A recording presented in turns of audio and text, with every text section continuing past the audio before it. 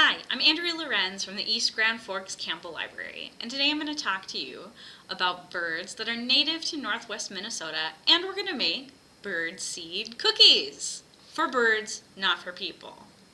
If you picked up a kit at the library, you should have almost everything that you need.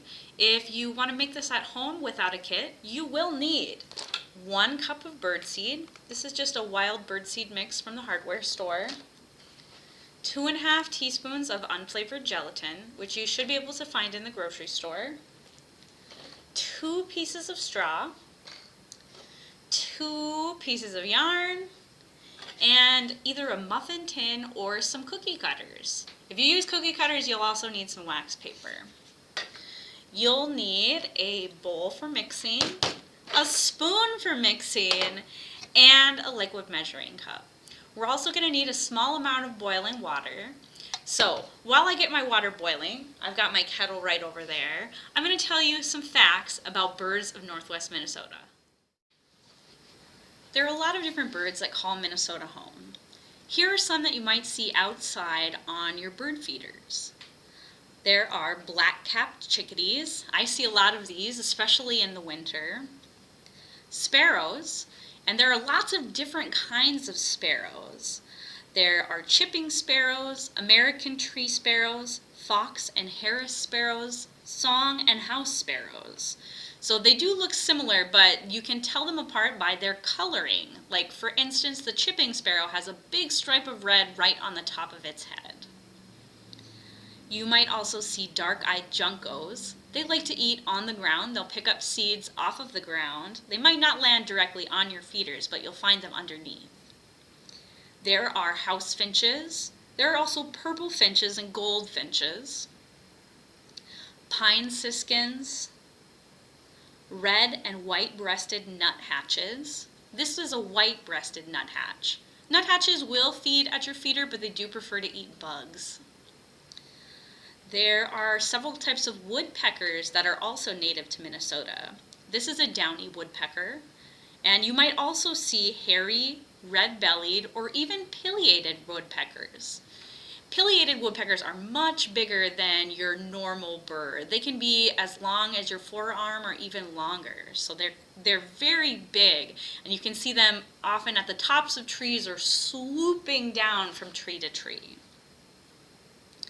You might occasionally also see some cardinals in your yard. They have a very distinctive call. So there are some simple things that we can do to help save birds, or just to help birds in general, and here are 5 of them. The first thing we can do is make windows safer. A lot of birds die by colliding with windows. They look at the reflections in the glass of a window and think that that is a place that they can fly into. And migratory birds are often drawn into city lights at night, and they are at high risk of colliding with buildings. So something that we can do is install screens or break up the reflection on glass by using film, paint, Acopian bird savers, or even string.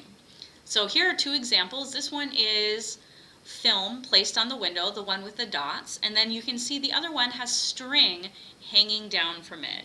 And you want string to be spaced no more than 2 inches high or 4 inches wide. The second thing we can do to help birds is to keep cats indoors. Cats are estimated to kill more than 2.6 billion birds annually in the US and Canada.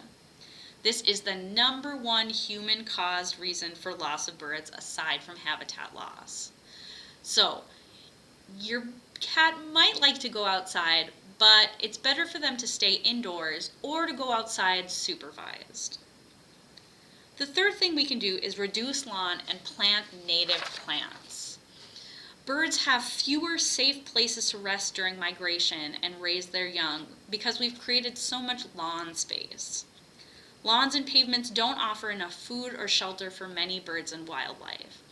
So some plants that are native to Minnesota that are good for birds to plant include black-eyed Susans, American hazelnut, an American plum or a wild plum. There are lots of other plants. You might want to go to the Polk County Resource Center, and I'll put a link down below. the Extension Office, the Polk County Extension Office, and I'll put a link down below in the description so you can see some of those native plants. The fourth thing we can do is avoid pesticides as much as possible. The continent's most commonly used insecticides, which are neonicotinoids, are lethal to birds and to the insects that birds consume. So one of the most commonly used pesticides is Roundup. And it can harm birds both through contact or if they eat contaminated seeds or contaminated prey. And pesticides also reduce the amount of available insects for food. So not all birds will eat insects. A lot of them eat seeds, but there are also a lot that do eat insects. Woodpeckers, for instance, nuthatches. The last thing that we can do is just watch our birds and share what we see. So monitoring birds is essential to help protect them. To understand how birds are doing, scientists need lots and lots of people to report what they're seeing in their backyards. So there's lots of citizen scientist websites that you can look up and you can put your information about the birds that you see in your backyard to help scientists. There's eBird, Project Feeder Watch, there's the Christmas Bird Count, and the Breeding Birds Survey. And I'll put links for those all down below in the description, so you can check them out when you have time. All right, I think our water is done boiling, so let's make our birdseed cookies. All right, so the first thing we need to do is dump our unflavored gelatin into our mixing bowl. And then we're gonna put a 1/4 cup of boiling water, very, very hot water, in and start stirring until all of the gelatin is dissolved. So if you're watching at home and you're a kid, make sure you have some grown-up supervision while you're doing this. I would hate for you to burn yourself on super hot water. So here we go. Unflavored gelatin, when it is mixed, has a very strange flavor. What smells are you getting from it?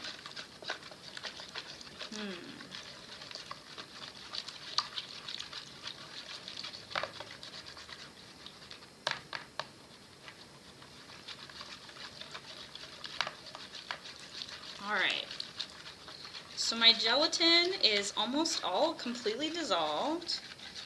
Now I'm going to add in my birdseed.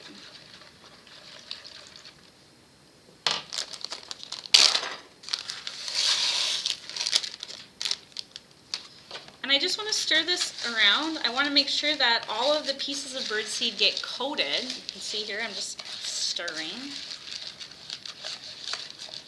And it looks like most of the gelatin is not just laying around on the bottom of our bowl.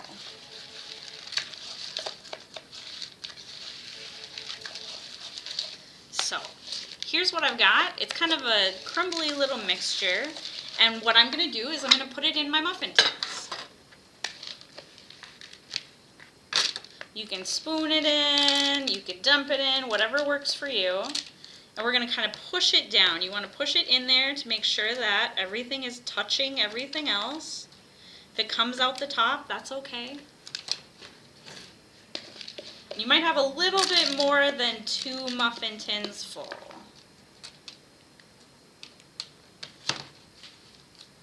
Mine got really full. I'm just going to kind of scrape a little bit of this off. But I want to make sure it's packed down nice and tight. So, once you have that done, we're going to put in our straws. And this is going to allow us to make a hole when it is dry that we can put our yarn through. So we can hang up our birdseed cookies. So I put them down probably about 1 inch from the top, and I just want to make sure I'm going to pack the seed around there tight so those stay in. And then we're going to set these aside and let them dry overnight. So here I have a birdseed cookie that I made a while ago. And it is very hard. I can just pull it right out of the container, and I'm gonna pull my straw out. And my straw didn't quite go all the way through, so I'm going to need something to poke the hole the rest of the way through, and then I'm going to thread my yarn through, and I can hang this up and the birds can eat from it. So what we made is a form of bird suet. And what that means is it's a type of bird food that sometimes includes animal fat. In this case, it used gelatin, and it holds it holds bird food together. And this is good for birds, especially in the winter time. So in the summertime, when it gets a little bit warmer, birdseed cookies might start to melt and to fall apart or even get moldy. So you do want to keep an eye on this and make sure that it is still good and healthy for birds to eat. So enjoy, hang this outside, watch the birds, and tell us what you see.